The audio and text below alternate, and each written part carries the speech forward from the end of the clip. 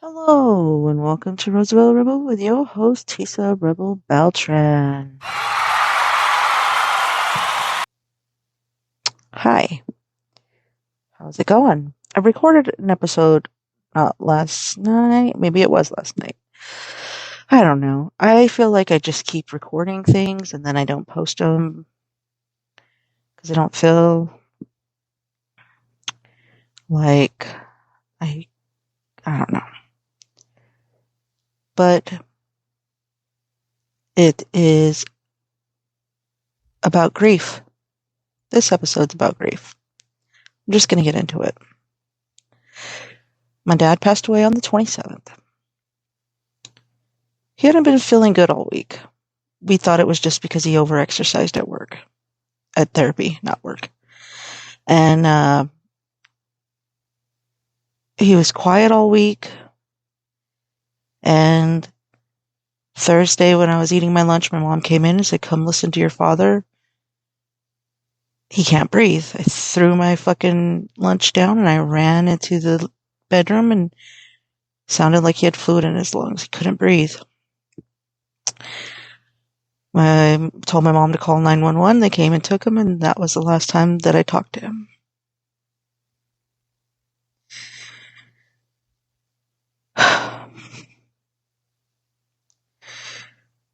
And it doesn't feel real.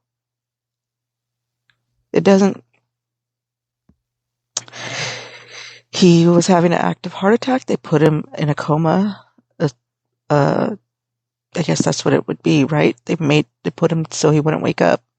They took him into surgery. They put 2 stents on one side, I believe, and they were going to do the other side, but his heart wasn't strong enough. His kidneys were already affected from the dye that they put in.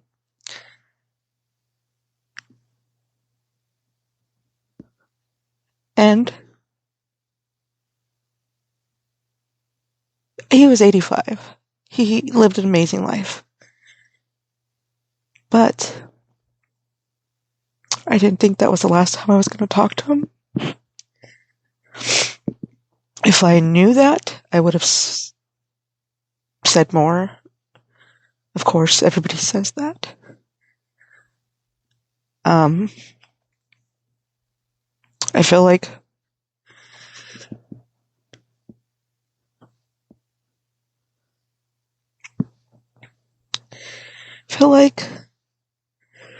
none of us really know how to grieve this. My mom doesn't know how to grieve this. I don't know how to grieve this. We were the last ones with him while he was awake. And it's going to be 3 weeks tomorrow. How do you navigate through grief?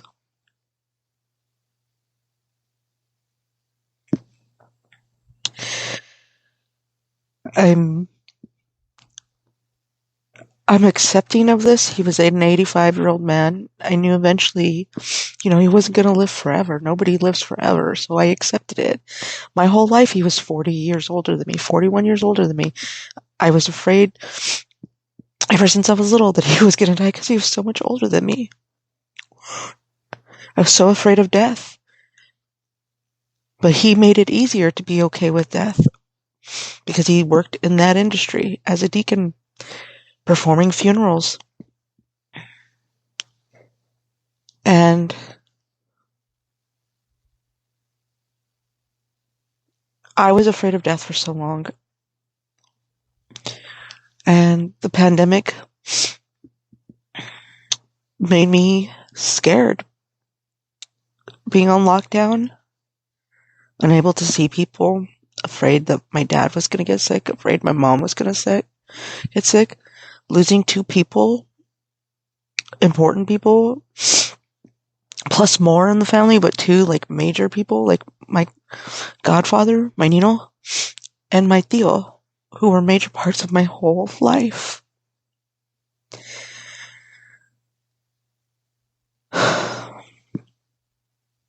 This is going to be a hard episode to get through, but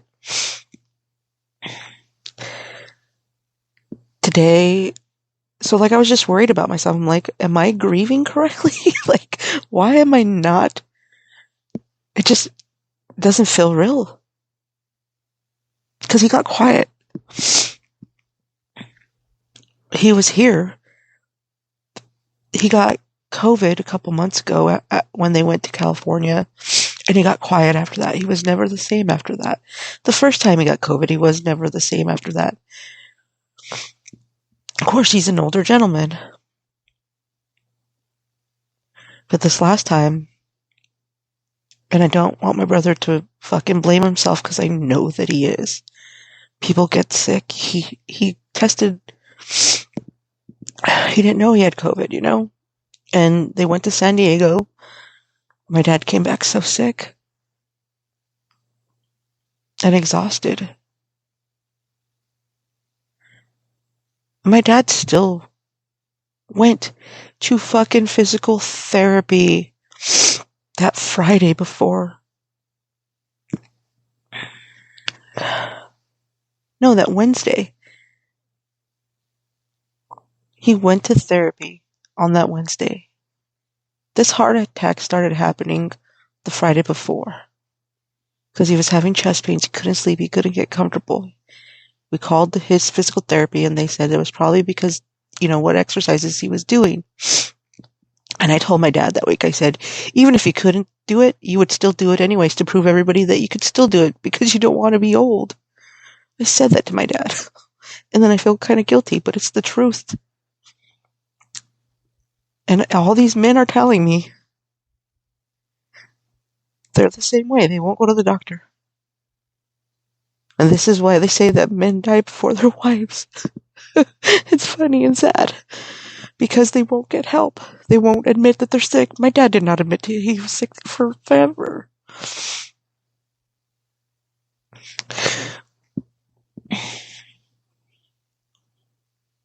But today I did, like, I've been just like, I don't know what I'm feeling. But it comes in waves. Listening to Runaway Train on the way to my sister's house the other day. I started fucking crying, or on the way back, one or the other, I don't remember. I started crying. Today on the way to the fucking post office, I started crying because that's where I would take my dad, because he couldn't drive. But it just comes in waves. And I'm accepting of his death, but I don't know how to grieve. And everybody grieves differently, so nobody's going to tell me this is how you should do it, and I don't even know. I've never lost a parent before. And the way that my friends have grieved over their parents dying is not the same way that I'm going to grieve. So I was lucky and had my father for half of his life. Literally.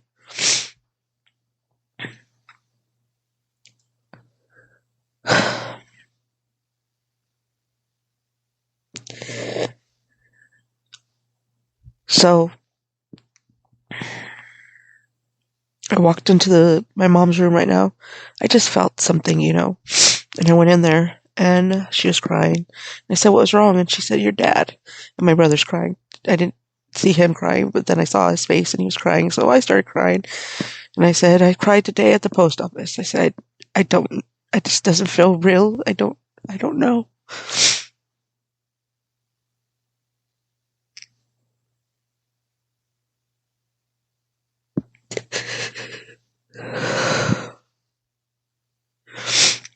And I know a lot of it has to do with my beliefs and my faith and, like, because I'm a scientific person. I used to be very, very religious to the point where I was going to become a nun. And then, because of the way that the church treated me and people like me, I left the church, basically. I'm more of a spiritual person and make it up as I go along. But even my spirituality has been questioned. I question it. And it mostly has to do with the abuse that I had in a previous relationship. And to put your trust in somebody so hard and so faith in somebody, and then they ruin you. And that same day that my dad passed away, my annulment was granted. And when I found out, when I got that letter, I fucking fell to my knees.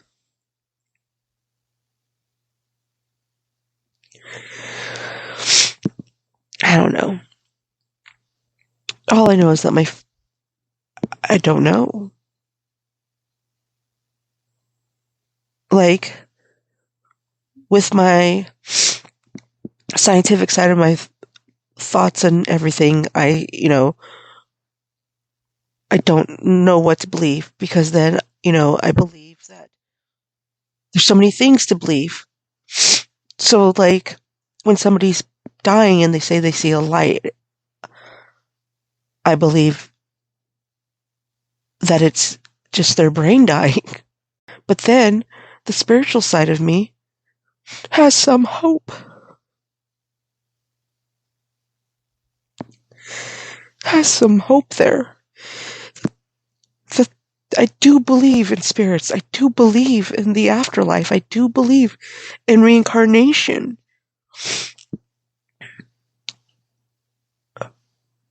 But none of these things have given me proof in my scientific life. So I'm just a sort of just like... The only thing that I truly believe is humans and the way that they treat people and how good of a person they are. But after the lockdown, I don't even know anymore. Everybody's just about... I don't know. I feel like before the lockdown, people were more caring and loving, I feel. During the lockdown, everybody did as much as they could, and now everybody's just fucked.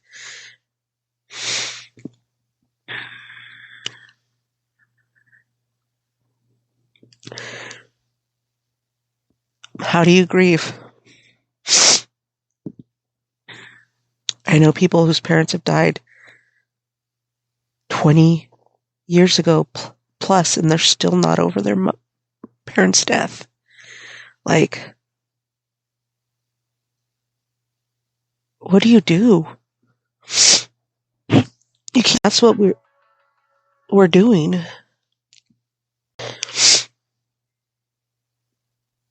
That's what we've been doing, is keep going, and because that's all you can really do is just keep going. Because bills need to be paid. We can't get kicked out of the house and live on the streets. We're too old for that. Financially, we're in a little bit of a fucking... a lot. I don't even know how to explain it. Because my dad was the breadwinner. Everything is like up in the air because we don't know. Like, this is a big change, and like, we don't know how to navigate through it.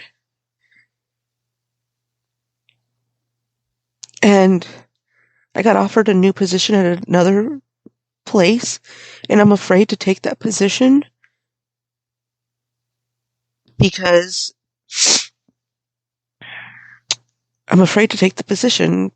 I don't want... I can't leave when I need to. My mom told me she was thankful that I was here that day, because she wouldn't have known what to do.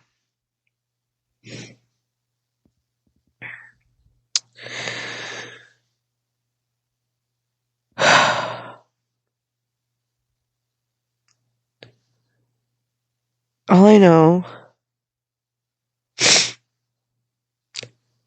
is we just gotta keep going, and I understand I understand. I know everything happens for a reason. I was home. I left that horrible relationship and came home.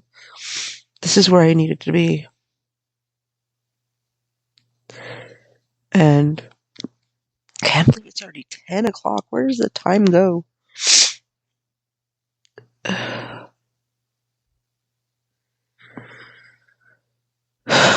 My heart is broken. And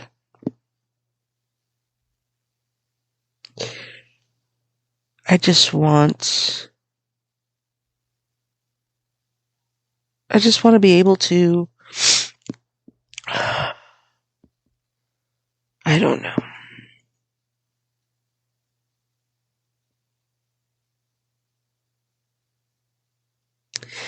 But I'm glad that I'm crying.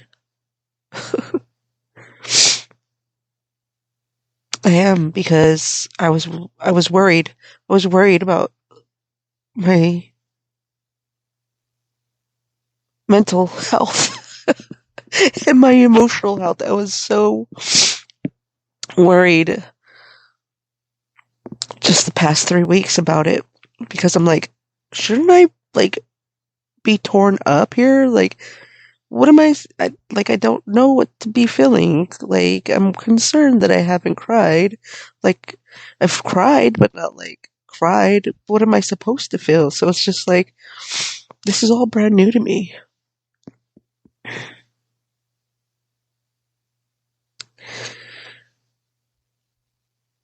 And I know that we're all going to get through this. The holidays are going to be fucking hard. Halloween was my favorite, and this year just was hard. My dad loved seeing the kids dress up, and he wasn't there to see them this year. Every year for Thanksgiving, he does his prayer, and we're gonna miss it this year. Who's gonna take over the prayer? It's gonna be hard. Christmas, everything, all these memories are coming up on my Facebook.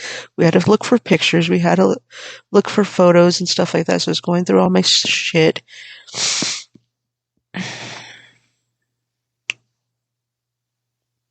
I think it would be easier if I still drank,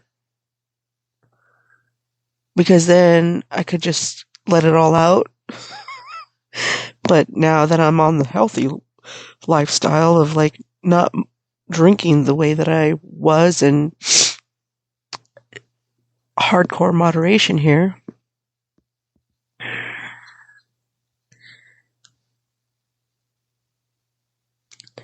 then I'm worrying about my health, because now we have to worry about colon cancer and heart health. We had to worry about that before, but now we have to worry about it even more. I know I'm not getting enough sleep. I'm not drinking enough water. I'm not getting enough exercise. And every week I'm like, okay, we're going to fucking start doing this again. We're going to start getting better at this. And,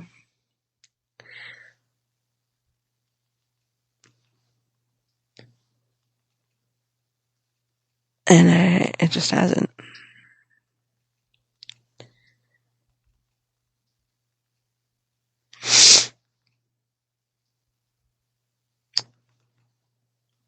Yeah. I don't know. But I do know that this healing journey is your whole life. I'm in my healing era. I've been in it for a few years now.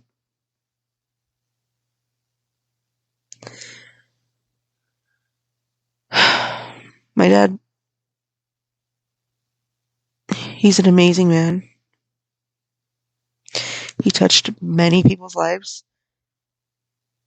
A lot of his guys from the guard came in to the funeral and the wake, and said that if it wasn't for him, they don't know where their lives have been. My dad touched so many people.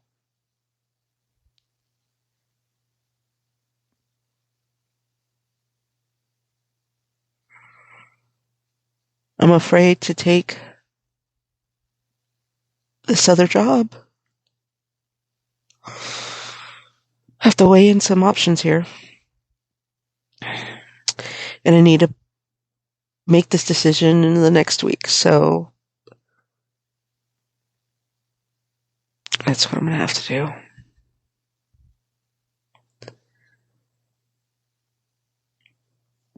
Well, thank you for tuning in. I appreciate you for listening. You can check my socials out. Tisa Beltran. OG_TR Beltran. Rebel Riot. Thug_Sunshine on TikTok, which I haven't really done anything. I haven't really been on TikTok because it's just, I know I've been a lot on my phone just scrolling because I don't know what to do with myself. And I have a new schedule, and it's been great because this new schedule has me like working 8-hour shifts 5 days a week instead of 4 10s. I got my homework done. I'm getting shit done. Well, this week I haven't because I just don't know what to do with myself, and I really need to push myself harder to, I don't know. But currently I'm going to make a list of things that I need to fucking do and what I want to accomplish and where I want to be. And I need to work on them. But thank you for tuning in. Thank you for listening. My name is Tisa, Rebel Beltran, and you have a good one until next time. Bye-bye.